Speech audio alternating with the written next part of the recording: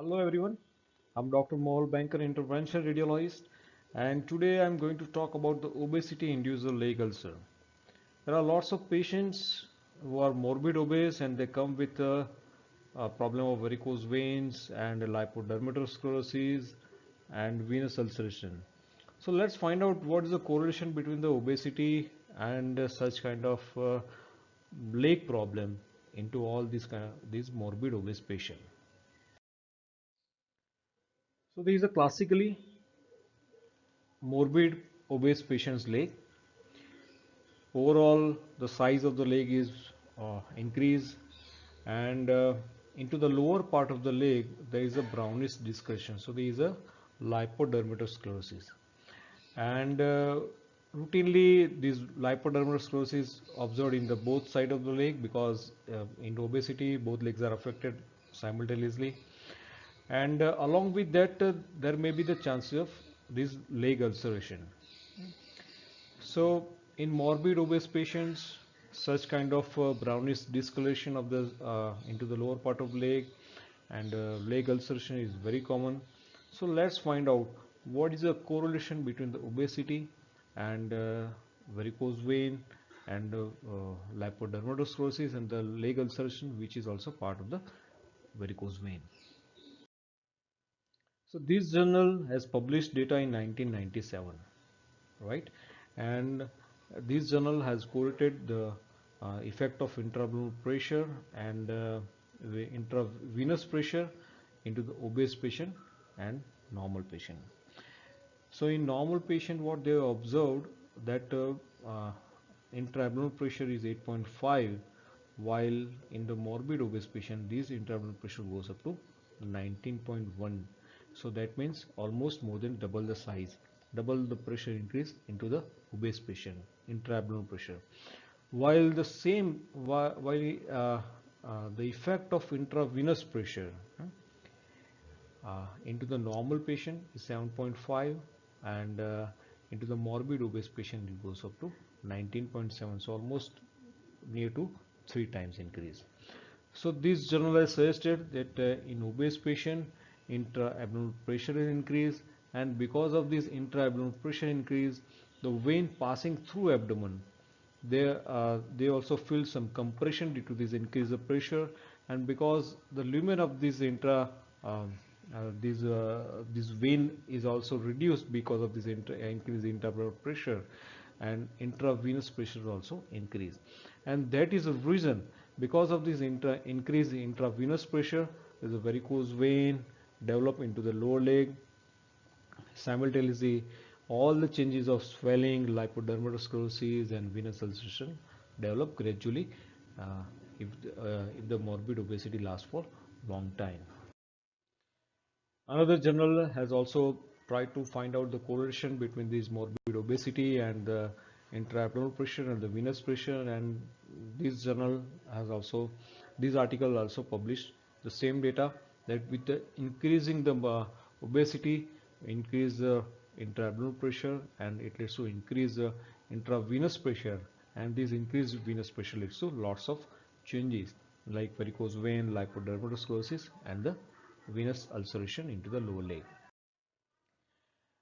And another report has shown that after the obesity surgery, if the significant weight reduction occurs, and these reduce the weight into the morbid obese patient, reduce the intra-abdominal pressure, and in in such patients they've done a follow-up for a long time, and they've observed that varicose vein disappeared into such kind of uh, patients who are gone for obesity surgery, and the weight reduction occurs into these patients. So what happened that because of this obesity surgery, weight reduction occur, and because the weight is reduced, intra-abdominal pressure is reduced, and because of the reduction into the intra-abdominal pressure, intravenous pressure is reduced. So varicose vein is disappeared into these patients. So right now in obese patients, there are options available to reduce the weight. First one is a bariatric surgery. Many patients don't prefer for such kind of invasive treatment. So And another options are diet and exercise, but diet and exercise are not very helpful for reducing the significant amount of weight into the short time. So there are limited outcome for diet and exercise, and bariatric surgery definitely reduce weight in a short time, but many patients doesn't prefer to go for such kind of invasive treatment. So now, uh, what is the option available for such patients?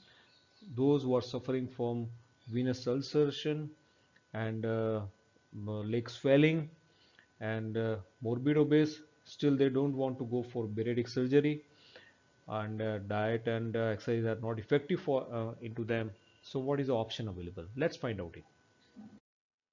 So Dr. Sheshadri Raju has published his first paper of iliocaval stenting into the obese patient into the American Venous Forum, and according to his paper, what he has observed that in obese patient there is a increased intra-abdominal pressure, and because of this increased intra-abdominal pressure, there is a luminal narrowing of the intra-abdominal vein, that is iliac vein. So when you put a stent into the iliac vein, the effect of this intra-abdominal pressure is neutralized. So what happened that venous lumen is now distended, and that's why the the, uh, intravenous pressure is normalized. So the rise of the intra-abdominal pressure, and because of this increased intra-abdominal pressure, there is a rise into the intravenous pressure.